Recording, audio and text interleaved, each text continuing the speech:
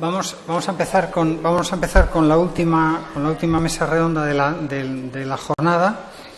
En principio, en la que intervienen la profesora Matina, el profesor Grossfeld, la doctora Sandra Espinosa, de rehabilitación de este hospital, y luego Paloma Muñoz Hierro, que va a hablar también sobre terapia cognitiva. Entonces, lo que hemos pensado es que a lo mejor vamos a cambiar el orden. Quizás primero podría hablar Sandra un poco sobre un enfoque más general de rehabilitación, luego Paloma Muñoz Hierro sobre un poco atención temprana, terapia cognitiva, y luego Paul quería hablar sobre las posibilidades, un poco de las posibilidades de tratamiento, en fin, de intervención. Teresa un poco comentará un poco su experiencia con otras familias. Y también a lo mejor le pediríamos a Almudena que se sumase a la mesa cuando haya un debate un poco más general. Entonces ya abrimos un poco el turno de preguntas. O sea que entonces, sin más, le damos la palabra a Sandra Espinosa, que trabaja aquí en la unidad de rehabilitación de este hospital, y va a explicarnos un poco sobre cuál es el abordaje habitual.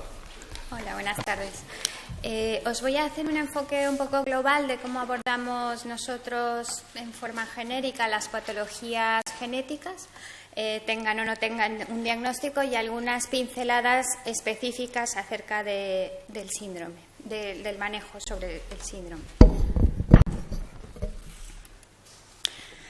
Como sabéis, las patologías o las enfermedades genéticas involucran a un gran número de especialistas en el manejo de estos pacientes, que tienen una gran pluripatología a nivel de distintos sistemas, no solo el neurológico, y necesitamos todos enfocar esfuerzos terapéuticos en una sola línea, sin perder de vista el objetivo principal, que es el beneficio físico y psicológico del paciente. Y es muy importante estar coordinados todos los especialistas y no cada uno ir a su rama terapéutica, sino a actuar en conjunto por beneficio del paciente. Gracias a esta idea han surgido unidades de patologías complejas, como una que tenemos en el hospital, que se encarga de coordinar y valorar de forma global al paciente con las distintas intervenciones de los distintos especialistas.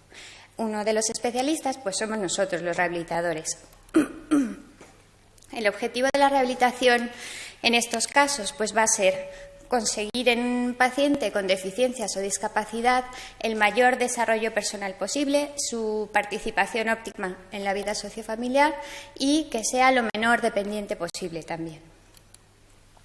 Nuestro equipo está formado no solo por personal sanitario, como los fisioterapeutas, los terapeutas ocupacionales, los técnicos ortopédicos. La unidad de fonologopedia no la manejamos nosotros directamente, pero sí tenemos contacto directo, es parte de nuestro servicio, y si es necesario remitir a los pacientes se derivan a que les valore el foniatra y a que les paute tratamiento de logopedia.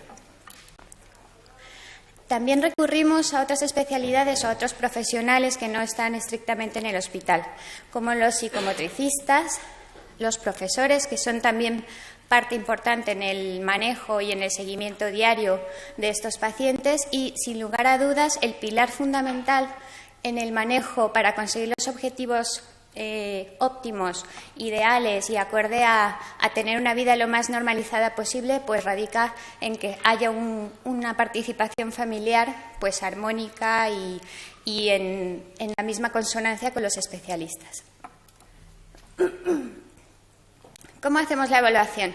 Nosotros, ante la sospecha de un síndrome genético, idealmente tendríamos que valorar a los pacientes en una etapa temprana, es decir, desde el nacimiento, de forma que podamos plantearnos ya el mapa fenotípico o las características de ese paciente para actuar ya de forma precoz en el tratamiento desde el nacimiento, tener oportunidad de seguirles en el neurodesarrollo y, según la patología o el síndrome del que estemos hablando, poder darles un seguimiento específico según las características que podamos ir encontrando o buscar las características específicas.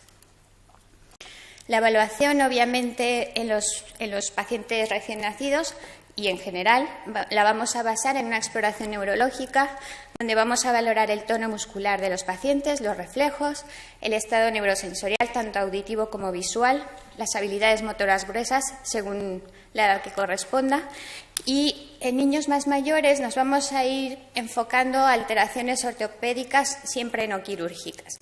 Es decir, cuando los niños van creciendo tenemos que ir dando un seguimiento, aunque no aparentemente no haya patologías, sí dar un seguimiento adecuado, que no haya objetivar que no haya dismetrías, que no haya alteraciones del tono que nos estén condicionando, alteraciones en los apoyos de los pies, alteraciones neuroesqueléticas, una escoliosis o distintos grados de dismetrías o alteraciones exoesqueléticas. Otro aspecto también a valorar es la progresión del lenguaje. Como ya os digo, lo valoramos dentro de las escalas del neurodesarrollo y si es necesario derivar, lo derivamos a la unidad de fonologopedia. Otros factores que nos tenemos que tomar en cuenta son si ese niño, cuando le evaluamos en la consulta, tiene una adecuada alimentación, tiene una adecuada evolución de la curva ponderal o es un niño con patología respiratoria recurrente. Todo esto, ¿por qué? Porque esto, al alterarse, también nos va a alterar indirectamente un adecuado neurodesarrollo, una adecuada realización de las terapias que podamos pautar, involucra directamente al entorno del niño. Este cuadro me pareció interesante, enfocándolo más al síndrome 11-CUP, porque no solo partimos de alteraciones estructurales neuronales o neurológicas, sino también tenemos que tener en cuenta distintas banderas rojas que se van a ir presentando a lo largo de la evaluación o de la evolución del paciente. Inicialmente tenemos que tener en cuenta que si es un niño prematuro tiene mayor riesgo de leucomalacia periventricular, que eso ya nos va a condicionar un factor de riesgo agregado a nivel neurológico. El simple hecho de padecer un síndrome genético ya es un factor de riesgo neurológico.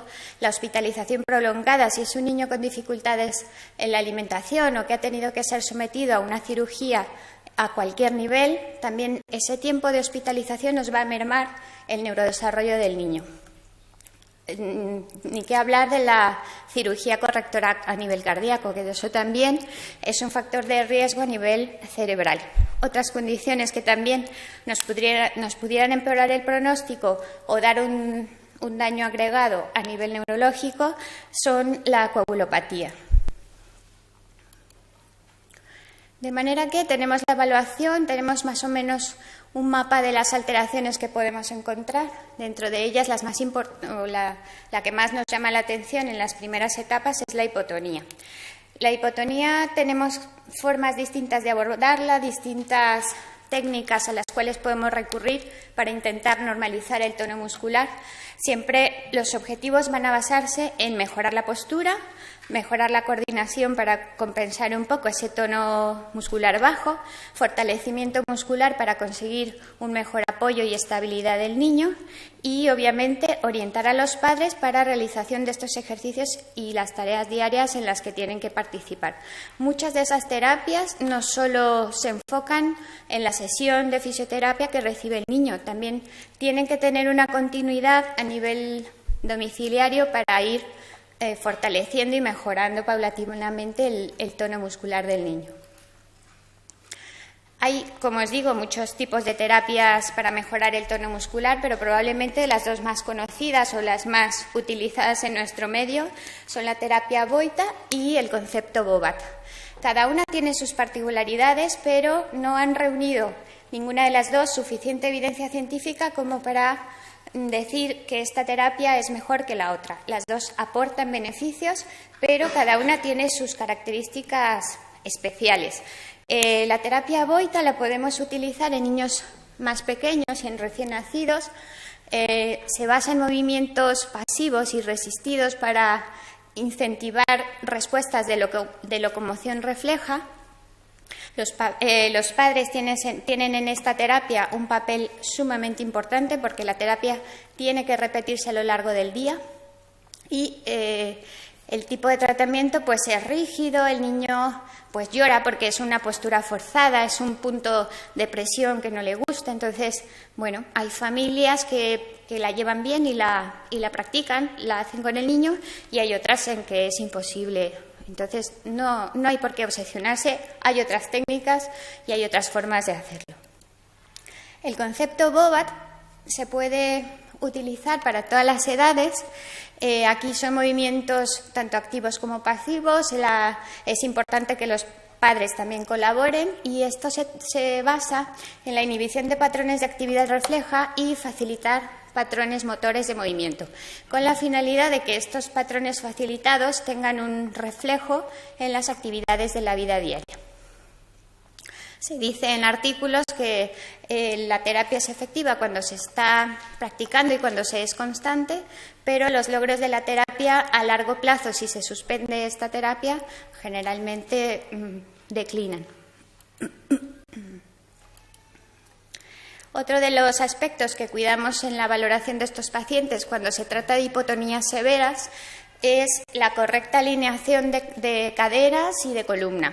Cuando tenemos una hipotonía severa, cuando no hay un control adecuado de tronco para realizar la sedestación en etapas ya avanzadas del desarrollo, recurrimos a distintas ortesis para conseguir desde temprano una correcta alineación del niño y evitar futuras deformidades.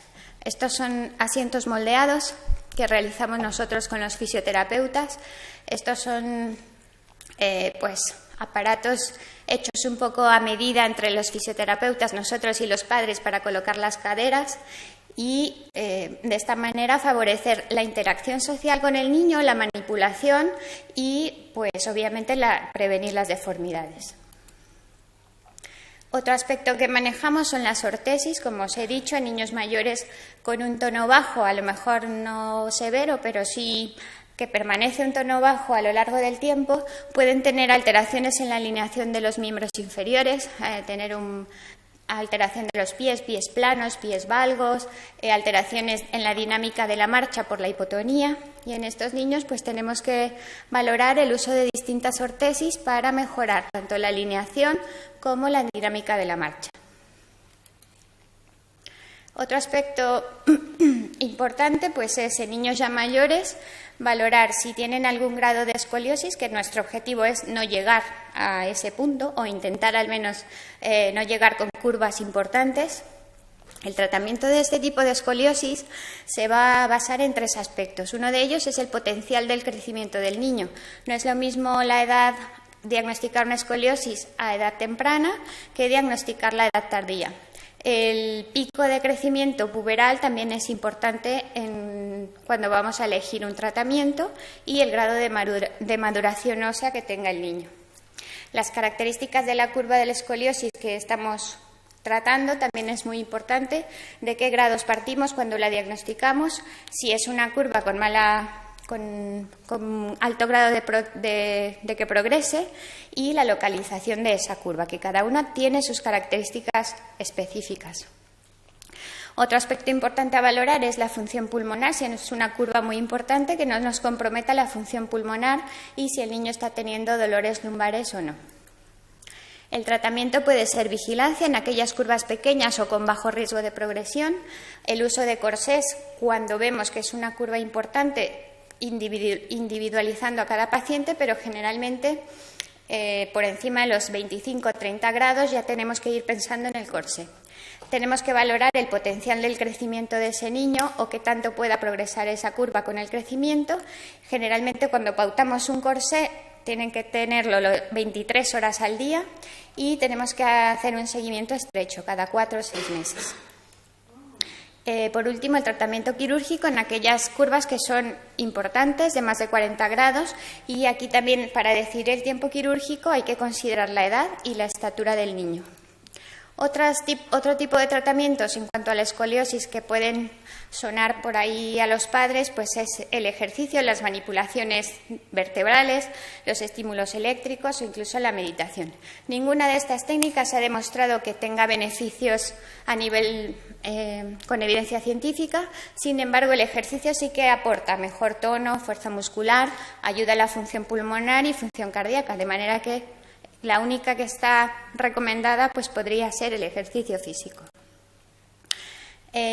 Una de las ramas a las que derivamos para tratamiento es la terapia ocupacional, que no me voy a extender en ello porque la siguiente charla hablará del tema. Y otro de los aspectos es la logofoniatría. Cuando los niños son muy pequeños, podemos tener niños con afectación del proceso de masticación deglución por la hipotonía, y desde esas etapas tan tempranas ya podemos empezar a trabajar con ellos para mejorar estos procesos, que irán también de la mano con la mejora de la emisión del lenguaje. Cuando ya tenemos un problema establecido de la comunicación oral, pues obviamente también se deriva al fonologopedia. Terapias alternativas que nosotros no pautamos de primera mano ni las realizamos, pero que muchos padres nos preguntan. Una de ellas, y que cada vez está recopilando mayor evidencia científica, es la musicoterapia. Se ha comprobado en distintos estudios que mejora el reconocimiento del esquema corporal, que estimula el desarrollo de destrezas auditivas y capacidades motrices, mejora la memoria verbal, mejora la capacidad de lectura y mejora también los aspectos conductuales de los niños. Hay muchos estudios encaminados a niños con rasgos del trastorno autista o déficit de atención, donde se ha visto notables mejoras conductuales con la musicoterapia. Otra de ellas, que también está muy en boga, es la hipoterapia. En esto tampoco hay mucha evidencia científica, porque los grupos que se publican son muy heterogéneos, son pocos, y los métodos de realizar la hipoterapia varían muchísimo. Pero podríamos decir que mejora la postura, el equilibrio y el control motor, tiene efectos a corto plazo en mejorar la marcha, que no produce, obviamente, efectos negativos, y que se puede aconsejar si para el niño es agradable y estimulante. Y una parte de las terapias complementarias, y que esta sí la prescribimos e insistimos mucho, es el deporte. El deporte tiene muchísimos beneficios, no solo a nivel físico, como el fortalecimiento muscular global, que mejora la coordinación y el equilibrio, mejora la capacidad cardiopulmonar, y además a nivel psicológico y de integración familiar destaca las habilidades y mejora la autoestima. De manera que siempre recomendamos el deporte como parte del tratamiento. Podemos concluir que el tratamiento integral de estos niños permite ofrecerles una mejor adaptación a las actividades de la vida diaria. El manejo multidisciplinar y coordinado es indispensable en pacientes con pluripatología, y que nuestro tratamiento rehabilitador debe ser valorado y tratado siempre de forma individualizada, según el caso. Nada más.